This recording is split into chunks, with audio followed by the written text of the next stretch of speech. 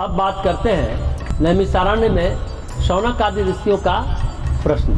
नैमिषारण्य क्या है, शौनक जी कौन है, सूत जी कौन है, ये जान लेते हैं। लखनऊ के पास सीतापुर जिले में वर्तमान में भी नैमिषारण्य है, गोमती नदी के बाएं तट पर स्थित है। इसका नाम नैमिषारण्य इसलिए पड़ा कि भगवान विष्णु ने वहाँ पर निमिष मात्र में अनगिनत असुरों का संहार किया, इसलिए उसका नाम नैमिषारण्य पड़ा। दूसरी कथा है, एक बार असुरों का बड़ा आतंक हुआ।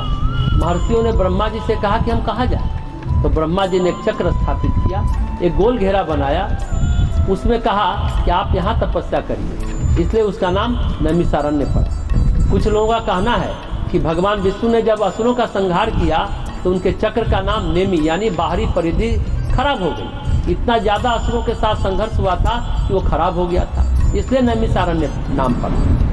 नैमिषारण्य की महत्ता ये है कि जब ऋषि दधीचि ने कहा देवता लोग अस्थि मांग रहे हैं तो हम अस्थि का दान कर देते हैं, जब उन्होंने निश्चय किया हम मरेंगे तो हम तीर्थाटन करना चाहते हैं, भ्रमण करना चाहते हैं, तो देवताओं को लगा इसमें तो बहुत देर लग जाएगी, मरने में भी देर लग जाएगी। तो देवताओं ने सारे ऋषियों को और सभी तीर्थों को कहा कि आप यहीं आ जाओ, तो सारे तीर्थों के देवता यहीं आ गए। तो सारे तीर्थ और सारे देवता एक ही स्थान पर पहुंच गए, इसलिए उस स्थान की महिमा बढ़ गई।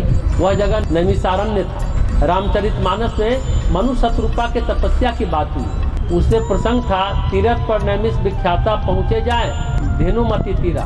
मनु शतरूपा, धेनु यानी गौ, मति यानी बुद्धि, गोमती के पास पहुँचे, वहाँ तपस्या की, तो उससे गोमती नदी बनी, उसी का नाम गोमती है। इस वजह से नैमिषारण्य का तीर्थ क्षेत्रों में काफ़ी महत्व है। ब्रह्मा जी का चक्र स्थापित किया हुआ वहाँ अभी भी मिलता है देखने को। ये हो गई नैमिषारण्य की बात। जिन्होंने प्रश्न किया हुए शौनक ऋषि कौन थे? शौनक जी भृगुवंशी ऋषि शुनक के पुत्र थे, इसलिए नाम पड़ा शौनक। उन्होंने एक गुरुकुल स्थापित किया था जहाँ 10,000 विद्यार्थी पढ़ते थे। उस गुरुकुल के कुलपति थे ऋषि शौनक। बहुत विद्वान व्यक्ति थे, बहुत सामाजिक आचार्य थे। उस युग में 10,000 विद्यार्थियों को पढ़ाना बहुत बड़ी बात थी। ऋग्वेद आदि पर भी कई लेख लिखे हैं उन्होंने। शौनक जी के परिचय के बाद सूत जी का परिचय जानते हैं। सूत शौनक संवाद बड़ा प्रसिद्ध संवाद है। सूत ऋषि कहने वाले और शौनक आदि ऋषि सुनने वाले। सूत जी का नाम था रोमहर्षण। लोग कहते हैं लोमहर्षण, कुछ लोग कहते हैं रोमहर्षण। रोमहर्षण जी को सूत क्यों कहा गया? सूत पुत्र कर्ण को कहा जाता है। कहते सूत जी वर्ण संकर थे। राजा पृथु जब यज्ञ कर रहे थे तो इंद्र को दी जाने वाली आहुति बृहस्पति की आहुति मिल गई। बृहस्पति इंद्र की आहुति मिल गई तो उनको माना गया इंद्र और बृहस्पति की संतान। वे उसी यज्ञ से पैदा हुए। इंद्र क्षत्रिय और बृहस्पति ब्राह्मण, तो ब्राह्मण और क्षत्रिय की संतान होने कारण उन्हें वर्ण संकर कहा गया। सूत जी ऋषि व्यास के शिष्य थे और ऋषि व्यास ने उन्हें पुराण कथा का दायित्व दिया, तो पुराणों के आचार्य के रूप में वो विख्यात हुए। पहले कथावाचक बने, कथा कहने में उनको रुचि थी और कथा सुनने में सबकी रुचि थी। उनके कथा कहने पर रोम रोम हर्षित हो जाता था सुनने वालों का, इसलिए उनका नाम हुआ रोमहर्षण। इनकी मृत्यु जब महाभारत चल रहा था तो बलराम जी ने कहा हम किसी की तरफ से युद्ध नहीं करेंगे, ना हम वहाँ जाएंगे। बलराम तीर्थ यात्रा पर चले गए तो सूत जी गद्दी पर बैठ गए और कथा सुना रहे थे। कहते हैं सूत जी ने बलराम जी को प्रणाम नहीं किया तो बलराम जी को बहुत गुस्सा आया।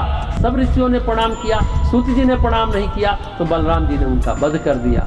ऋषि ने कहा महाराज ये आपने क्या किया? प्रणाम नहीं करेगा तो आप वध कर देंगे, लेकिन वध तो हो गया, आप ब्रह्म हत्या के दोषी हो गए, अब लगा आप पर ब्रह्म हत्या का पाप। ये कथा भी आती है। अब ब्रह्म हत्या का प्रायश्चित कीजिए, जो प्रायश्चित विधान है।